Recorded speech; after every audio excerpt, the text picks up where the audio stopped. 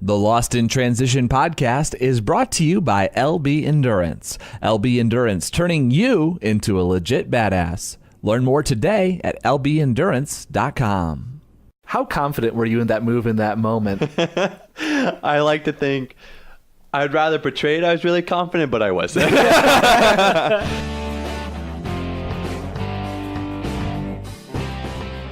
Welcome to the Lost in Transition podcast. I'm your host, Chris Gerard. Glad to have you listening today.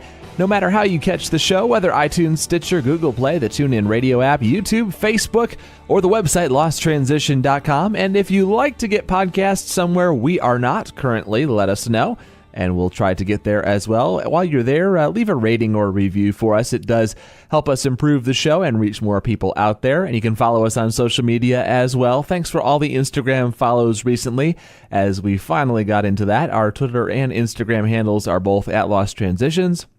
And you can find us on Facebook.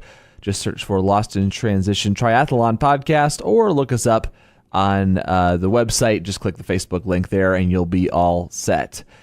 Well, it's summertime. It's a good biking season. Tour de France is going on right now, and there's always something compelling about watching a breakaway in a bike race, especially in a pro bike race. One of my earliest memories of watching Tour de France was a 40-something Jens Vogt, probably his last tour or second to last tour, off the front through the rolling hills for about 40 miles, and you knew that there was no way, he was going to hang on for the stage win.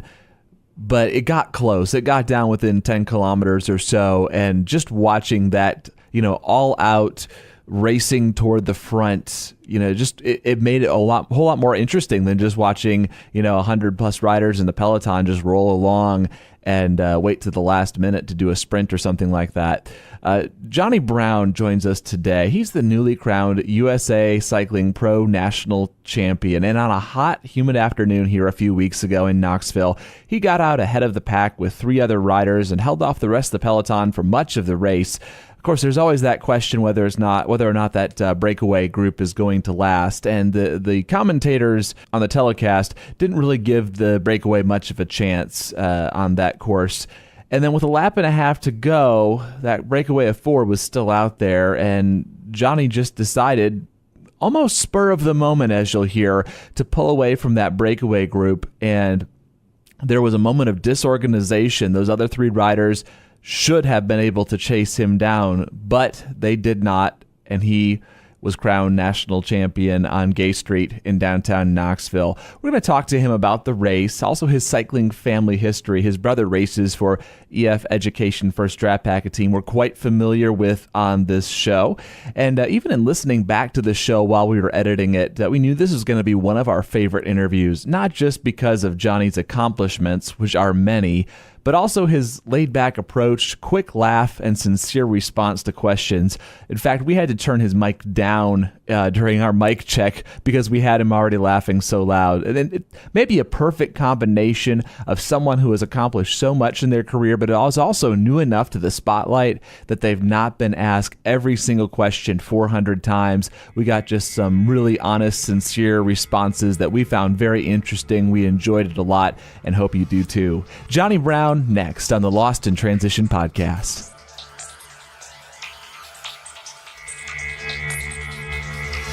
Jonny Brown is the brand new USA Cycling Pro National Champion for 2018. He races for Hagens Berman Axeon on the Pro Continental circuit, and he joins us this week to talk all things cycling. Jonny Brown, welcome to Lost in Transition. Oh, thank you for having me. Cycling has been a part of your history, probably as far back as you can remember, and you grew up in the cycling family with your brother, Nate. Did he always beat you, or were you ever faster? Getting right to it here. Right. No pressure. I don't know. He's still, 6 years older than me. So okay. Yeah, he definitely has years of experience. Our dad raced professional back in the 80s, and then that's how we got into it. So we got Nate into it at a really young age, and then I literally from birth have been around bikes and bike racing. So then I couldn't wait until I turned 10 so I could get my first USA cycling license to start racing. So it was one of those, it's been a very dream. Early bloomer. Yeah, a dream for a really long time. Certainly. I know Hagens stepped up, actually, I think, to Pro Continental this year. Is this the first year they're doing Pro Continental as opposed to Continental? Yeah, so this is our first year being a Pro Continental team. Gotcha. And does that change your race venues, team funding, your overall general experience that much, or is it fairly similar to it's been? You've been on the team, I think, 3 years now, right? Yeah, so this is my third season on the team. For the most part, the team hasn't changed too much. The biggest thing for us was last year with Tour of California going World Tour. That was a big blow for us because since we were only a Continental team, we weren't allowed into the race. And that's our biggest race for us and our sponsors. So that's where Hagens Berman decided they were going to step up and fund us to make it to Pro Continental so we could do Tour of California this year. So the only, race schedule stayed the same pretty much. The only difference with being Pro Continental is we have a minimum salary now, so everyone has to make a certain amount of money. So that was in itself, it's a lot of money that Hagens Berman had to put into the team, but I think it was it was good for all of us because now we make a very livable salary and we got to do Tour of California again. And yeah, it's been good. Overall, a decent move there. Now, Axel Merckx, did he found the team? I know he directs it now. Did he start it or come into that later? No, so actually Lance Armstrong started the team. So he's the one that started it in 2009. And Lance started it and he decided he wanted Axel to be the director and he reached out to him to be the director. And then Axel was purely the director for years and Lance was the ultimate owner of the team. And then once things really started going downhill for Armstrong, that's when he sold the rights to the team to Axel. And then Axel took over from there.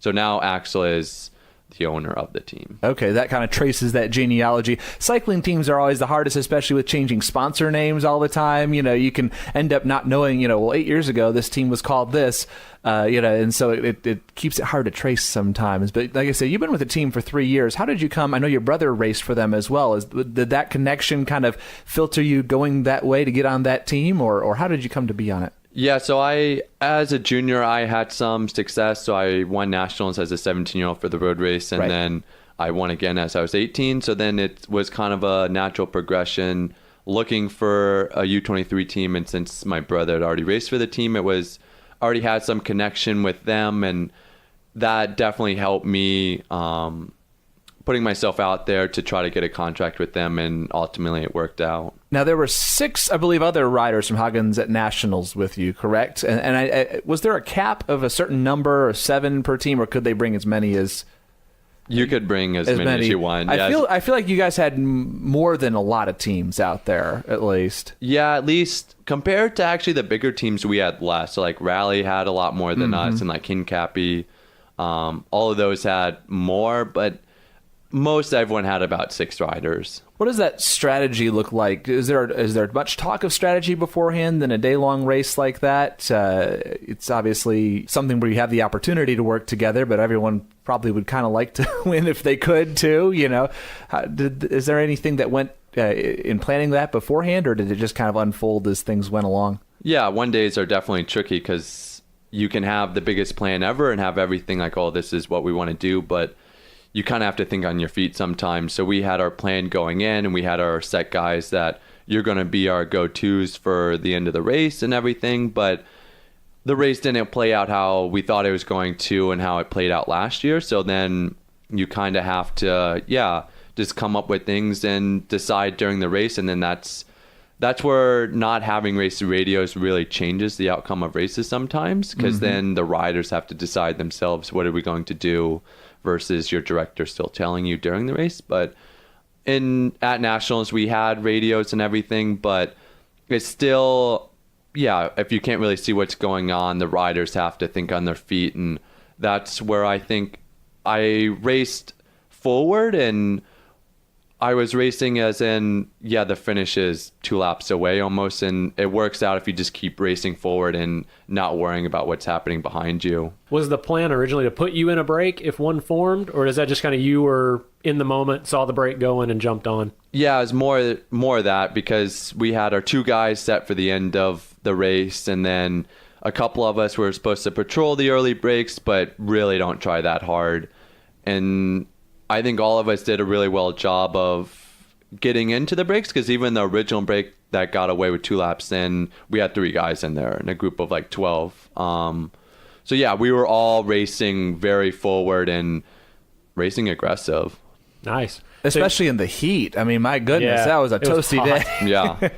Did being local, because you're from Tennessee. Yeah. Because we all know that. Yeah. You're like West Tennessee, but then you've got ties to the Knoxville area. Yeah. And so knowing the roads and kind of knowing what was coming up, do you think that really played a lot into you being able to, get that extra strategy as far as just your effort and moderating your effort throughout the breaks? And Yeah, I think so for sure. Because even up Sherrod Hill, people hit it at the bottom, and then you take the left-hand turn, and you're like, oh boy, we still have a good little bit. And this is really steep now. So it was one of those, even going into the race, it was like, well, I can just kind of drift the climb every lap, and you're saving that 1-2%. Then in the end, you're like, okay, I have a lot more than these other people. So I think it definitely helped knowing the course and training on the roads. you've raced in Europe, and you've raced in, some of the roads that are being on TV right now. Yeah.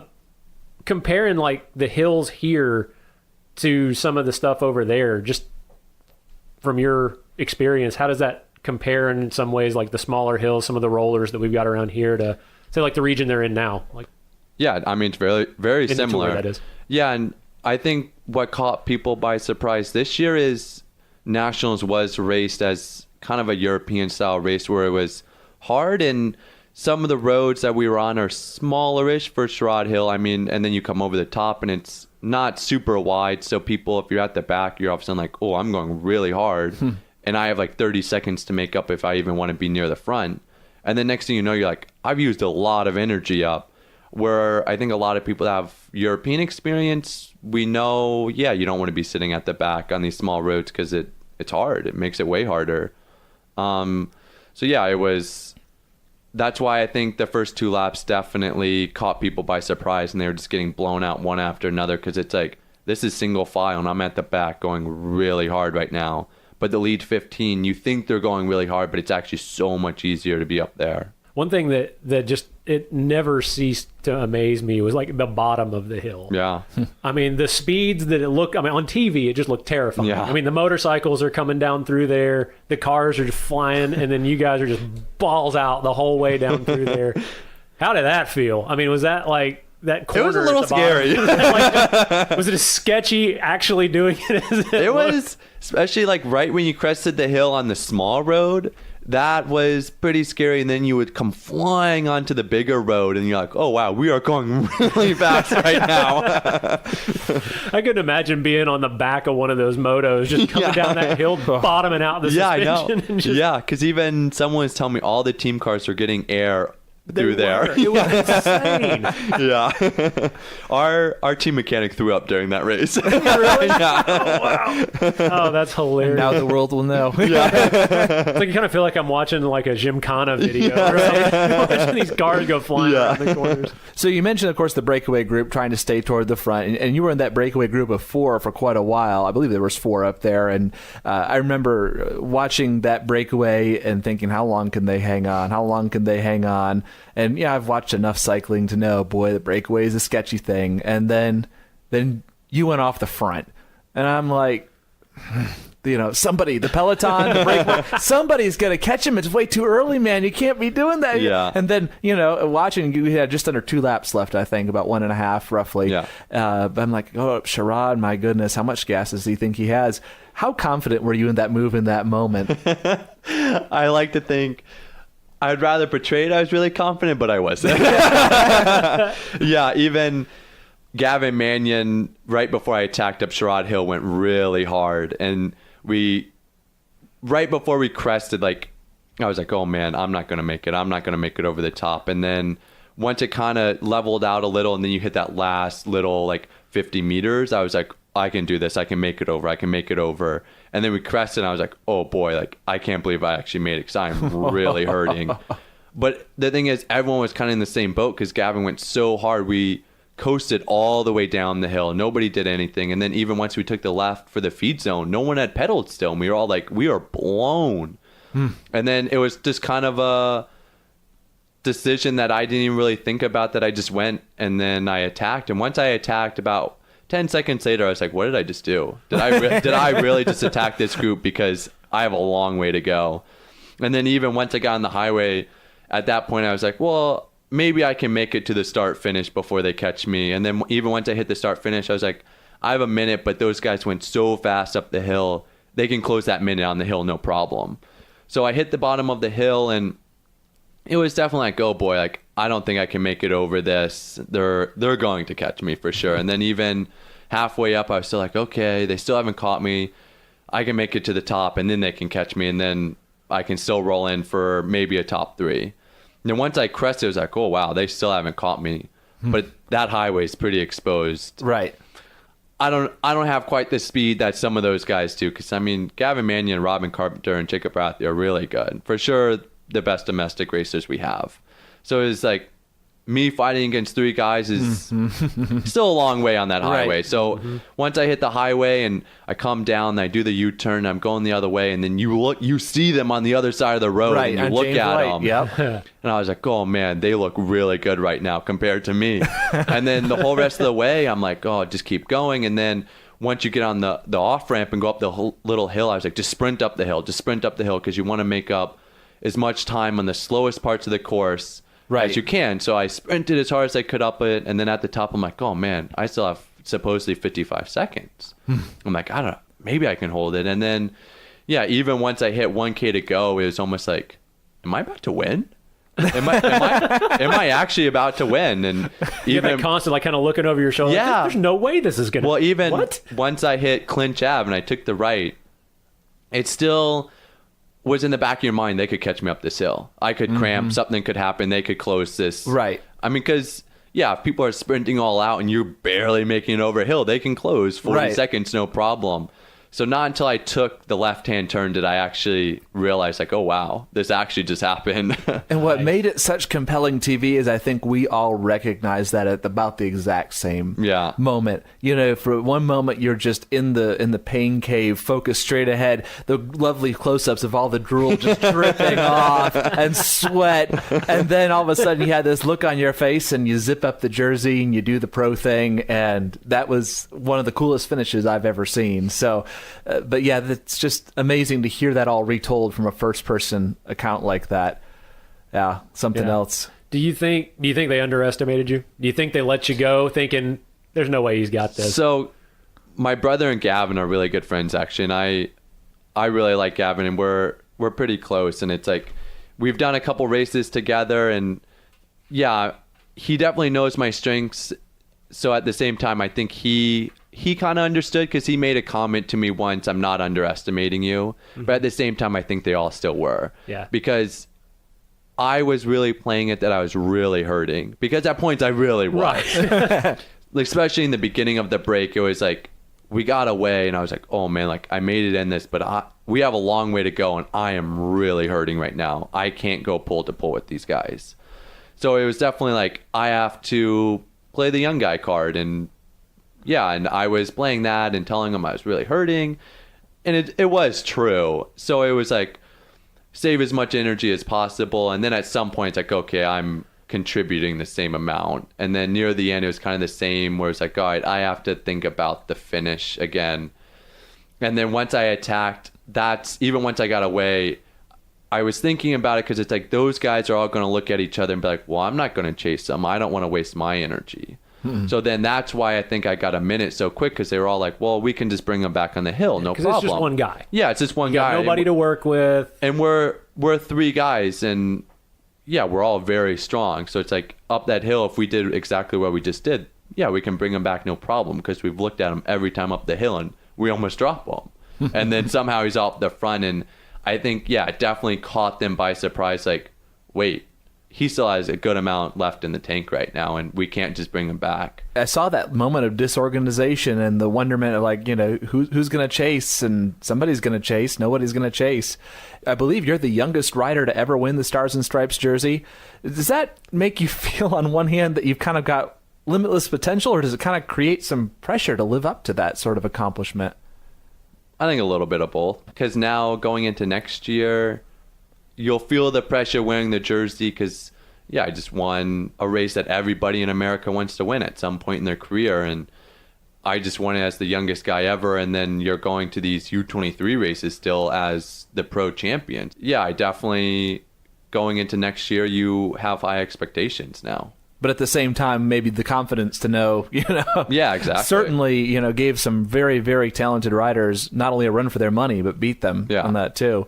Now, you followed up Nationals pretty quickly with Paris-Roubaix under 23. That was just recently, correct? That was before Nationals. Oh, sorry, that was before Nationals. Yeah. Got my timeline screwed up there. Yeah, so Nationals was my first race in America this year, actually. So I spent all spring in Europe and raced over there. So I had some good success, and there was a couple of times that it was like I was knocking on the door, but it didn't quite happen, because even Bastogne-Liège for U23, I got a top 15 there. My teammate won, and we were in the break together all day. So that was my first one where it's like, okay, I'm starting to get the hang of it again. And then I did this race in France called Tour de Bretagne, and it was a couple bigger knocks on the door, like, okay, you're going against some Pro Continental teams that are doing the Tour de France right now, and you're doing very well. And then came back to the U.S. for 2 weeks, and then flew back to Europe for Roubaix, and it was the same. I was in the break all day, and then I was in the lead group on one of the last sectors, and it was like, oh, wow, there's 7 of us in this group, and I could potentially get a top 5. And then on that sector, I flatted, and then it was like, oh, man, yeah. Well, hopefully I can just hold off the field, because our car is barraged right now too. So they were behind a rider behind us. So it's riding on this sector with the flat tire as long as possible. And then I get it changed. And at that point, it's like, well, the lead group is over a minute and a half in front of me, and I just got this tire. So it's like, I am really blown right now too. So it's like, just try to survive to the velodrome. And that was the biggest, for me, that was the biggest result I think I've gotten in a really long time. So it gave me a lot of confidence. And then even I came back for a little bit to the US, and then I did this race in Canada called Tour de Beauce. And that's where the door finally opened for me. And the confidence really came. The first few days, it was like, oh, wow, I feel very good in this peloton. And then the last 3 days with stage 3, I got second, and I was in the break, and came down to one of those where if you're watching, like, who's going to get it, and ultimately the guy got me on the line. But it was the first time where it's like, oh, wow, I just got my first top 5 in a UCI race. So it's like the confidence really built. And then the next day I got 5th, and I was in the break again. And then the next day I was 6th in the break again. And it was like, oh, wow, the confidence is definitely here. And I haven't had success like this in a very long time. For me, coming into Nationals even, it was like, I've had some very good success this year, and it was giving me a lot of confidence leading in. And even all year, I was focusing a lot of my year on the spring, but then once the spring ended, it was like, well, what are my next goals? And the next were, I know I can come in and do very well at Beauce, and then even at Nationals, because for some reason for me, Nationals is always very successful. So it was, I can come in and have a very good race. That track record, like you mentioned, the youth wins at 17 and 18. It's interesting that you mentioned kind of how things turned a little bit this year. I know you mentioned right after your Nationals win in Knoxville that a lot of work had gone in to get you to this point after 2 really difficult years. You mentioned obviously some of the confidence building this year. What other work went into, what made this year, I guess, a little bit different than the past couple? It's definitely a shock for a lot of people, because I was very successful as a junior, and I did most of my races in Europe, and I went to Worlds both years, and I had a lot of very good results. And it's like, oh, wow, I'm one of the best juniors in the country. And then I get this contract with Hagens Berman, and it's like, okay, I can definitely come into this, and it's going to be a learning process, but it's like, oh, it won't be that big of a difference between junior races and going to these pro races. And so my first year, it was a major shock for me. It was definitely like, oh, wow, this is what pro racing is like. And you go from doing these like 120K stages to all of a sudden 200K plus sometimes and multiple days. And these guys, some of them have been racing pro for 15 years. And here I am at 19 years old, like, wait, I haven't even ridden my bike 200K before. What is this? So it was, that year was definitely like, okay, so this is what it's about. And it definitely was a shock to me for sure. And then through that winter, I got mono after that season. So then gosh. I took a break, and then after my break, I started riding again, and it was like, oh wow, like I am really tired. And even in my break, it was like, oh, it's just a long season. I'm naturally going to be tired. Yeah, I'm sleeping all day. It's just because I'm tired from all the travel and racing. No big deal. And then once I started riding again, it's like I'm doing this hour ride. I'm like, that was the hardest thing I've ever done. And then I'd go home and literally sleep all day, all night. And then I wake up and go try to ride in like an hour and a half. And then all of a sudden it's like, all right, something's not right. No. And I go to the doctor, and then like, yeah, you have mono. So then it was like, okay. So then this would have been like end of October now. So I took all of November off, all of December off, and slowly started riding again in January. So then, yeah, everyone has a big base under them, and I'm just starting to train. So I show up at team camp my second year, and it's like, okay, I am really unfit right now compared to all my teammates. And even leading into the spring, it was playing catch up, and then playing catch up. And there was a couple of times I was like, okay, I'm getting a little bit better of a hang of it, but it's still, I am not half as strong as all these guys I'm racing against. And then we had some big tragic stuff happen within the team last year, and that was a very big blow for me. And it definitely set me back and question why I ride bikes and everything. And so that part kind of took me off the bike for a little bit as well. And then it was back to catch up. Like, okay, I got to get my head back in the game if this is what I actually want to do. So then I started working at it. And then by U23 Nationals last year, I started knocking on that door again. And I was able to get in the break with my teammate. And then I helped my teammate win. And then I was still able to get fourth. And that was the first result again where it's like, okay. But then a lot of people are always like, oh yeah, you're just good at nationals because you've shown it in the past. And so that when people tell you that, it's almost a little blow to your confidence again, because you're like, oh yeah, maybe that is the only thing I'm good at sometimes. And then after that, it was a little break, and then I did Tour of Utah. And at this point now, things are rolling a little bit later in the season, and even that, it was kind of the same, like, oh wow, this is a really big race, and I'm a little over my head. And that's kind of how it went. And by the end of the season, it was like, if I want to keep doing this, I have to really put the effort in and see where things lie. And coming into this season, it was definitely like, okay, I want to have some results again, and I'm going to put every effort I can to have them. And it worked out. And my fiance was the biggest supporter for me because she's been with me through all of this. And she definitely gave me the confidence to be like, you can do this again, and you can get back to the top, and we're going to make you the best we can. Do you think that downtime, helped you like refocus? Like you get that time off the bike when you really can't ride. You're sick. You have that kind of moment where you're like you said, you were able to, do I really want to do this? Do you think when you got back into it after that, that kind of helped you go, okay, this really is what I want to do? And maybe that helped you actually turn that corner when you get back into training, that you're just hitting it that much more focused than maybe you were before? Yeah, I think so for sure, because you take those months off, and during those months, all you want to do is ride your bike. I just want to get out there and ride. I want to get out there and ride. And then once you get the chance again, I think you're so motivated, and you have such laser focus then, because you're like, well, this is my goal, and I want this. And that's where it was tough for a few of those races early in the year. We're like, well, I want this, but it's going to be a process, and it's going to take probably all year before I might even see anything. And it definitely took all year. And I even think then once I took some time off after the season last year, it's like, okay, I dabbled at some things and I had a little bit of success, and we can definitely improve that. And even my coach, he's been coaching me since I was 18, right before I won nationals as an 18-year-old. And he has had the most confidence in me out of anybody. And he believed always, you will be back up there. Just believe in the process. Going back just a little bit, I wanted to touch on this. So everything you've mentioned so far on a lot of these races, the European races, you always mention that you're in the breakaway. Is that where you're headed? Are you thinking you're going to be the breakaway? Are you going to be the Sylvain Chevenel? Are you going to be the guy that's just out there every day? Is that going to be your niche? Or you think is that just luck of the draw, just kind of how things play out? I think a little bit of both.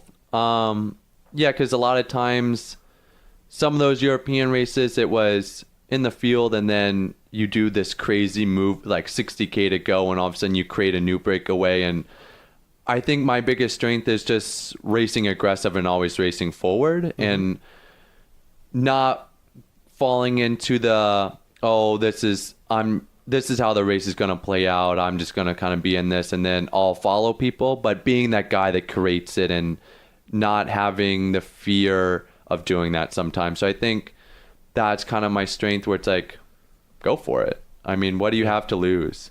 That aggressive style of racing, is that something that the team itself is kind of centered around? It's the impression I've got, at least of Hagens before, is that they tend to have that as a strategy or kind of an ethos almost. Yeah, for sure. I mean, because especially having Axel Merckx as your director, and I mean, his dad being one of the best bike racers the world has ever seen. Eddy raced aggressive, and then that was put into Axel when he raced, and now he's putting that into us, because it definitely creates a lot of success. What is that experience like working with Axel? How involved is he day to day in the team, and what have you picked up and learned outside of that aggressiveness? He has a calmness to him, where you race your bike and that's what you do, but enjoy what you're doing and enjoy the everyday life, and don't take yourself so serious where it's like it's all or nothing. Because at the same time, if you're not enjoying what you're doing, you should really reevaluate why you're doing it. That's really great advice, by the way. Yeah, in general. And I think that's kind of his biggest strength, where it's like, you guys race for the best under 23 team in the world, but I want you to have fun while you're doing it. And you can, if you want to stress about things, stress about them later in life. But right now you're 19, 20, 21, 22 years old. Enjoy what you're doing and enjoy traveling the world and doing these races and racing against people you've watched on TV. And it'd be so easy to stress about that, but at the same time, that's such great advice to have fun. What kind of ways, I guess, do you have fun as an individual and as a team? How does that spirit kind of come out? As a team, it's the camaraderie between staff and riders, and even at events, you'll see guys and teams they'll shut themselves off and be like, well, I have to focus on the race. I can't go do anything. Where it's like, yeah, if we're somewhere, it's like, well, why can't we go visit this thing and go look at it? Okay, should we be resting a little? Yeah, but at the same time, I think it's good to go experience things, and we definitely do that. And just the way the staff treats everyone, it's more like a family, and you're just having a good time with everyone. And so that's, it makes all the difference, I think, sometimes, because it's like, if you're happy and you're not stressing about an event, you save energy as well. Because if you're just in your head and you're thinking about tomorrow and blah, blah, blah, it's like you're taxing your system before you even race. And I think that's where the team and Axel really show you, like, just don't stress and everything will work out, and just let the race play how it's supposed to play. Right. That's some more really sage advice. It really is. Really good nuggets. Well, I think it's the stereotype of so many athletes to just compete angry. Yeah, exactly. And like you say, that rigid focus, and I can almost see a Nike commercial coming together here, where it's got the dark monochrome coloring and the rap music playing and the headphones, and I'm all in myself, and then there's you guys racing happy and winning. I think Sagan's a perfect example for that. Yes. He has fun and he's enjoying himself. And once you're in the race, it's like, okay, I'm focused and I'm in the zone and I'm doing what I have to do to win. But as soon as it finishes, it's like, I can have fun again and I'm going to enjoy what I'm doing and take it all in. And it's not like, well, I have to be that guy that just has the blank stare at everything and doing these interviews where it's like, I have no emotions. Right. or it's the guy that flats and gets really angry when there's a camera throws watching his bike. Who threw his bike? It was somebody threw their bike in I think it was the Tour a few years back or whatever. I think it's like every race. Well, yeah, I'm sure. This one was caught on TV. My favorite thing ever, though, was watching like the difference. You see like Mark Cavendish. It's like yesterday's stage, he flatted, and the camera's like right there on it. And just the longer he's there, you can see the madder he's getting. The camera's watching him. Yeah. And I was like, dude, just chill out. Yeah. It's like it does not strike me as particularly chill. No. It's like there's nothing. Things happen. There's nothing you can do about it. So it's a like flat tire, dude. Yeah. It's like you have what 19 more days to go. Like, brush it off. I'm like, okay, I really wish this wouldn't have happened, but it did. And this was out of my control. It's not a stage for you anyway. Exactly. That profile doesn't work for you, dude. Exactly. But then it's like, what was it, 2 or 3 years ago when Sagan was off the back on some mountain stage, and like the camera goes back to him and he's like wheeling along in front of the camera. It's like in the middle of the race. Yeah. It's like, dude. Well, and just selfishly, I'm sure sponsors love that. Yeah, exactly. They don't want the pissed off rider wearing their colors, you know? It's like, and looking back to it, it's like I get it. I understand. Like, I wish, like, going back to the whole Maui thing, like I wish I had taken that time, like, before the race, where I was just sitting there, like, you know, staying kind of like near the hotel, trying not to go out and like trying to tire myself out. It's like, what the hell did I do? Yeah. It's like I was there like 3 or 4 days before this race. Yeah. And I mean, I'm not going to win. I mean, what the hell am I kidding? I'm like, I'm at the world champion. I'm at the Xterra World Championships, and I'm like, you know, what, 2 years into really an Xterra show. I'm not going to win anything. Yeah. Why am I not having fun with this crap? So it's like, it's definitely going to change my opinion moving forward if I get to go to any of those big events and try to, like you said, just have fun with it. Yeah. You know, it's a hobby for me. It's like, you're getting paid to do this shit. I'm paying to do this crap. Way too much money. Exactly. Lots of money. Lots of money. Speaking of money, let's pay a quick bill with our sponsor, LB Endurance, on the Lost in Transition podcast. We'll be right back. If you're ready, like I am, to take on that first Ironman, or in this case, non-branded iron distance race, we love you, Michigan Titanium, or you want to improve your next century ride, I could use to do that after last weekend, or build up to a sprint triathlon for your next bucket list event, LB Endurance Coaching can be your guide on that journey. Head coach Lana Burrow brings her racing experience, coaching acumen, and education to craft a training experience that invigorates and challenges triathletes, cyclists, runners, and swimmers. LB Endurance offers one-on-one coaching, clinics, classes, training camps, and consultation. Certified, insured, and embracing the best of today's technology, Lana will turn you into a legit badass. Visit lbendurance.com today to learn more and like LB Endurance on Facebook. And for a limited time, LB Endurance has partnered with Xterra to get you exclusive savings on their best gear. You can use discount code CO-LB Endurance for 55% off the best-selling Vortex full wetsuit, shipping now in time for whatever you have left in this summer. And code CO-LB Endurance also unlocks serious discounts, including transition backpacks, $39 marked down from $99, inflatable swim buoys, just $12, regularly $39, and a 10-foot inflatable SUP package. Love to see those out on the local lakes. Just $479 gets you into that. Normally $1,200. Some great savings with code CO-LB Endurance. You can check out the link in our show notes to visit Xterra and lock in these amazing savings today. So let's go a little bit off cycling for a while. When Jonny Brown's not riding bicycles, what does Jonny Brown do for fun? Ooh, fun for me. I definitely, like, even actually right before I came here, my fiance and I definitely like the outdoors and doing things like that. So we were on the Tennessee River, and we have this sweet inflatable kayak. So we inflate that and then put it in, and we'll just float around and have fun in the water for hours on end and do that. And then I really enjoy motorcycles and just cruising around and doing things like that. And so what kind of bike you got? I have a Honda, so I like older motorcycles, so like 1980s. But my dream is to get it like a 1970 Honda CB. Yeah, let's say that's you gotta go with the CB if you're going old Honda. It's been my dream for a while, and I search Craigslist all the time for these things. And I was about to say, on the team site, Craigslist was listed as your favorite app. Yeah, I am. Right before I drove over here, I was on Craigslist. It's a disease. Like, it really is. And even, I bought this 1990 Buick wagon last year for a while. And so that was just one of my classic, like, Craigslist purchase where it's like, should I really buy this? Probably not. And I did. And then I had it for like 3 months. I'm like, why do I have this wagon that I've literally driven like 3 times, but I just enjoy looking at it? So I sold it, and I've bought all sorts of things.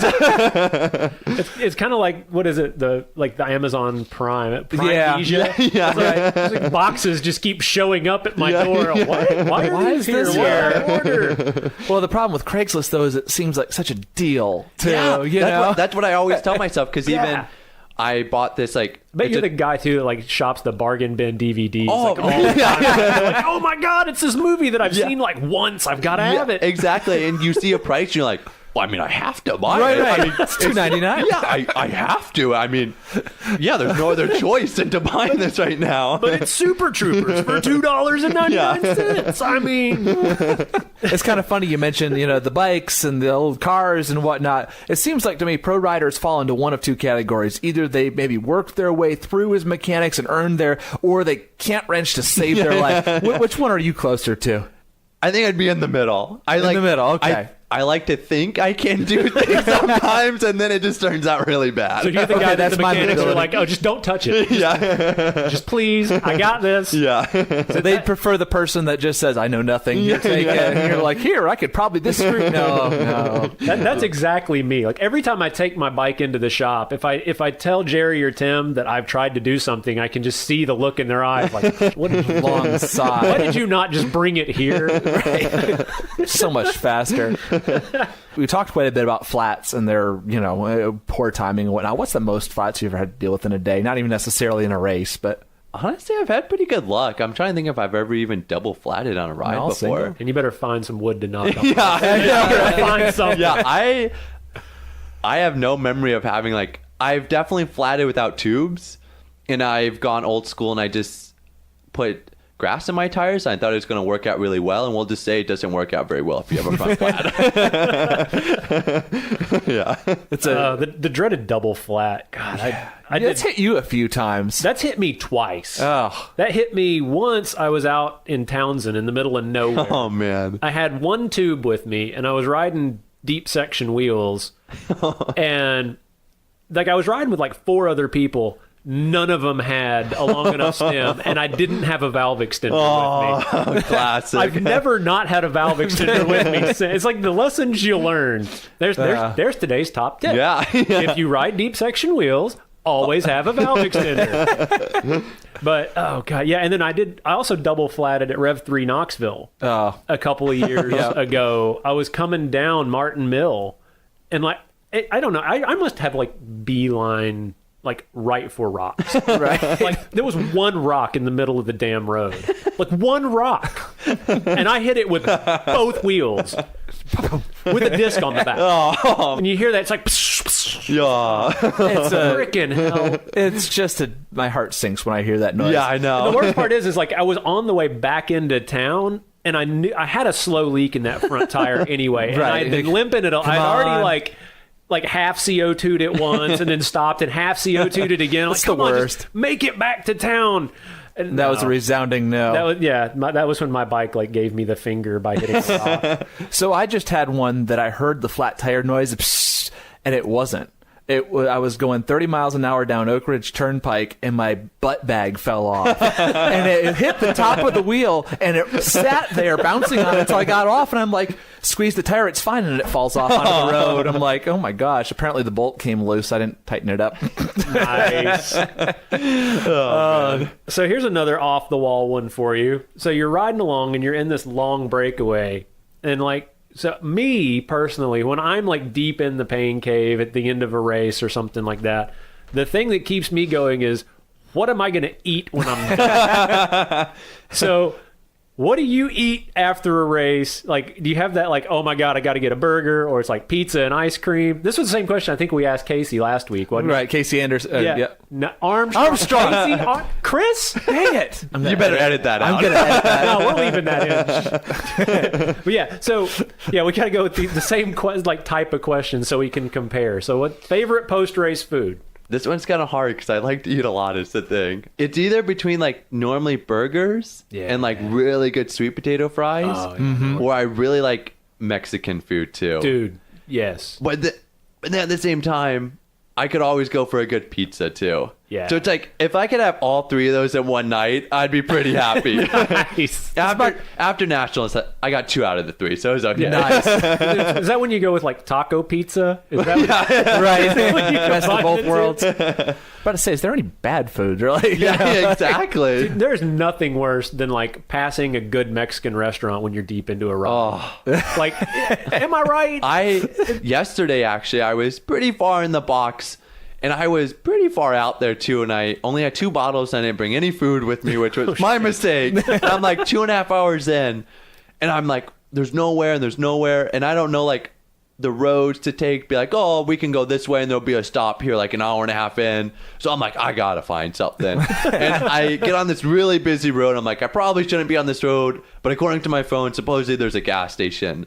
But then I passed this Mexican spot, and it took all my strength not to just pull in there and get lunch. We're done. That's hilarious. Oh man, that's funny. The other thing that I asked Casey, and this is just my own personal curiosity, because like, you know, with like you and Casey, like here, I was like, I'm total fanboy going in on this. So when you hit these big races, the World Tour type races, and you get there and you're racing all these, you know, World Tour guys, do you go total fanboy? Is there like somebody there that's like, oh my God, it's him?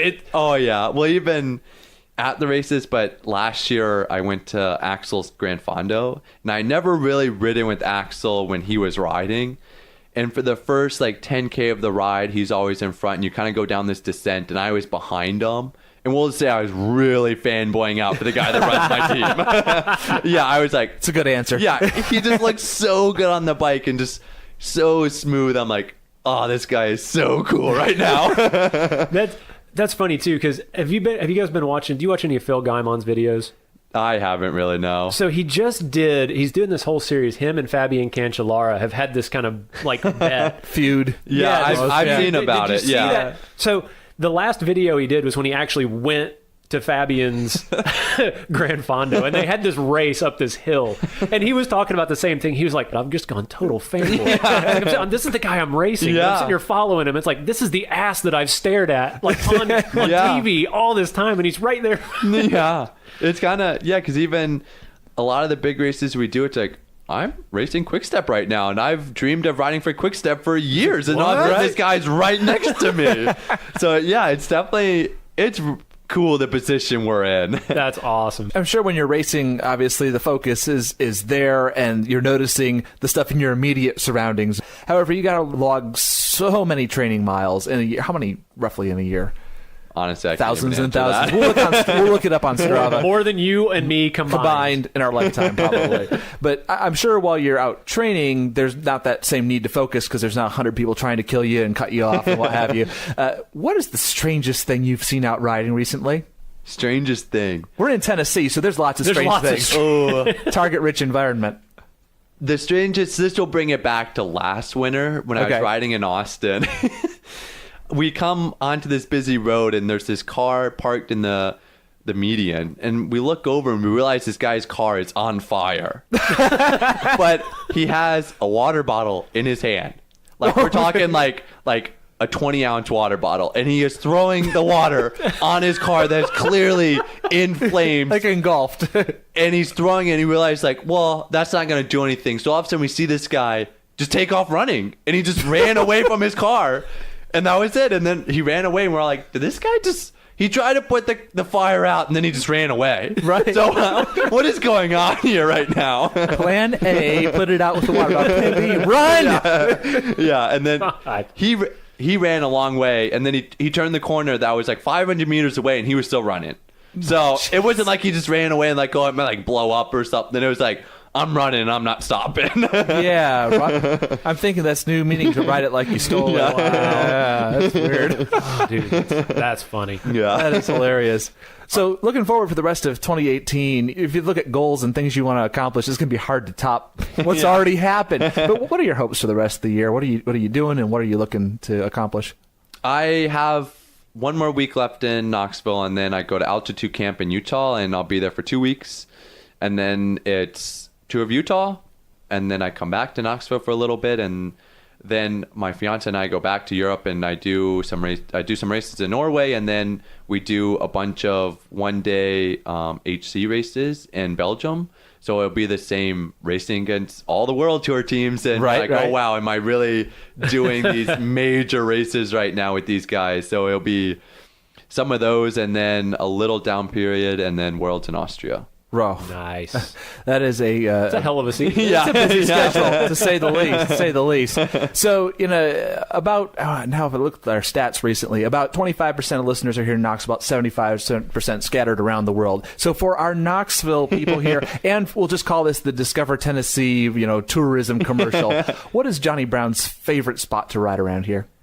My biggest is going to Foothills Parkway. That's been Yes. but then all the roads are so new to me here too. So I did the Bike Zoo 4th of July ride, and some of the roads we went on there, it was Happy Creek, I think it was called. And I kind of fell in love with that road too. So it's kind of like everywhere in Knoxville, to be honest. Right. So you got to meet our local superstar then. Jimmy Dean. Oh, yeah. You got to hang out with the flying sausage himself, right? Yeah. Jimmy ended up on who put him on Facebook? One of the big national brands. He's been on almost all of them. Honey Stinger. Yeah, Honey one. Stinger was who put him I up. think Yep. Saram posted one of him. I know our team posted it. His butt in those Thanks, Jimmy. red, white, blue shorts, the big old flag. Yep. Oh, Jimmy. hilarious. He's such a just a poster child for East Tennessee. We love him, though. Can't say that we don't have cycling fans. That's for sure. That's for sure. Got one Pleasure. last one before we go, just okay. off the wall, because All right. this is a great one, Chris. Okay. I got to do it. So you show up, crit race. You got two choices for bike. Everybody's on the same bike. You get two choices for bikes. You get fat tire beach cruiser or big wheeler penny farthing. What do you pick? I go Beach Cruiser. Yeah. Cruiser all the way.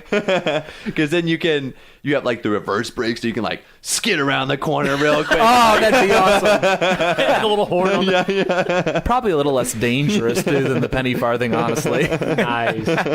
So other than actioncycling.com, that's the team website. Anywhere else for people to follow you online that they should be watching out for what you're doing? You can follow me on Instagram. It'd be jstar_97. jstar_97. And I see you're on Strava, too. I am on Strava. Stalking you. It seems like a lot of people that are in the pro circuit don't do that for fear of, I don't know, letting some secret out, I guess. Has that never really been a worry of yours? Or Yeah, it doesn't really make sense to me, to be honest. It's almost like, why does it matter? Right. You have these people that support you and follow you, and they want to see what you're doing, and I think it's cool for people in Tennessee and people I ride with and people that want to see what I'm doing to be able to be like, oh yeah, he went and rode here, or he's in this country racing right now, or he's doing this. So I think it's beneficial for you, and some people get really weird about it, and I know. doesn't make we have sense to age me. group triathletes that are like, for competitive reasons, I don't want to put that out there. It's And I'm like, why does really? why does it matter? Who cares? Whatever. Yeah. So now we've got something. Well, the pros do it. So if you want to be pro, do it. It is like kind of that. funny though, because I think about that. I'm like, if I go for a run and I'm like, I know I'm doing intervals or something. Like, oh my god, I'm going to look so slow.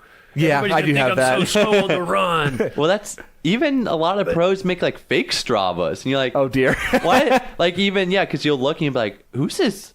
Some random name inserted. He has all the KOMs. Who is this really strong random guy? And then you figure out, you're like, oh, this is some big world tour guy. Why doesn't he just use his name? Yeah, Right. his name in a. This doesn't make sense. That's hilarious. No, I'm really glad that you put it up there. Your national championship one is up there, and that was just really cool to go back and see that. And like I say, being local to do that comparison. So I'm glad you're of that opinion for sure. It said you hit 55 coming down the hill. Is that GPS or is that actually correct? That would be correct. Nice. Is that is that close to the fastest you've ever done, or you got faster The fastest I've gone, I think it's almost it's 65 or more. Oh, good God. 'Cause I know I do everything in kilometers. Right. So I have a really hard time converting sometimes. But yeah, I've definitely gone 110 to 120 kilometers per hour. Oh, good Lord. Well, 100's what, 62? Yeah. Yep. So you're Jeez. you're hauling some ass. There's been No a couple. question There's you're been a hauling couple some of times where it's like, oh wow, I am really freaked out right now. Yeah. Well, I'm glad I'm not. Are the you only one. a top tube super tuck kind of guy, or are you In the in certain times, but Yeah. not always. Oh man. Yeah, well, Jonny Brown, That's it's a great been fun. conversation, man. It's been That was absolutely a great time, and looking forward to seeing what you do in the rest of the year and moving forward. Once again, we'll link up your bio and the Twitter and Instagram and Strava as well, so you can get even more followers. Not that you need them, but they're coming your way. Awesome, man. Well, thanks so much for coming out. Awesome. Thank you, guys. Awesome one. Our thanks again to Jonny Brown, and best of luck to him on the rest of his season. Coming up next week, it is a best of podcast. I'm not sure what we're going to pull out of the archive just yet, but quite honestly, it is my longest week of Ironman training coming up this weekend. And as much as I love putting out podcasts for you, I was going to take that off of my plate and concentrate on the many, many hours of training that I have to do. So a best of show, we'll pull a good golden oldie out of the archives. And then coming up the week after that, Clay Murfitt is a cycling coach, and he has a lot of great tips on how to get fast if you're inspired by the pros and want to achieve, even half of what they're capable of. Clay will have some ideas for us, and that'll be coming up in your podcast feed the next week. And then the week after that, we talk to the hashtag Knox Beer Runner.